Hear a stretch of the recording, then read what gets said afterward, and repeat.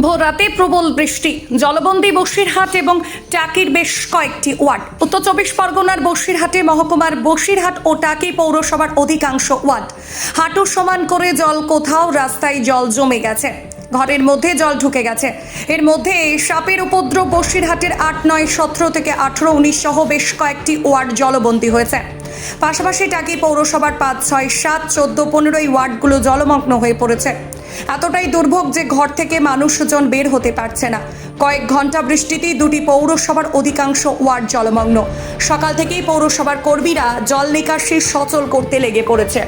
এই যে রাস্তাঘাটে জল জমে গেছে, আমাদের বাড়ির ভিতরেও জল জমে গেছে। দেখুন, হাঁটু জলের মধ্যে দাঁড়িয়ে রয়েছি, ঘরের ভিতরে জল ঢুকে গেছে, আমরা চা করে খাওয়ারও জায়গাটা নেই, এরকম পরিস্থিতি। ভোরের থেকে বৃষ্টিতে সারা ওয়ার্ডটা পুরো জলের তলায় একরকম বলা যায়। এর মেন সমস্যা হচ্ছে ড্রেন সংস্কার। ড্রেন সংস্কার না হওয়া পর্যন্ত কোনোদিন এই সমস্যা থেকে আমরা মুক্তি পাবো না। আজকে ভোর থেকে বৃষ্টি শুরু হয়েছে মুষলধারে, আর যেহেতু ড্রেনের অবস্থা খারাপ, আপনি দেখতে পাচ্ছেন পুরো একদম জলে জলময় আর কি। বাড়িতেও জল, ঠিক আছে, রাস্তা উঁচু হয়েছে ঠিকই, কিন্তু ড্রেনের ব্যবস্থা ঠিক না থাকাতে রাস্তাতে জল থেকে যাচ্ছে আর বাড়িতে ঢুকে যাচ্ছে।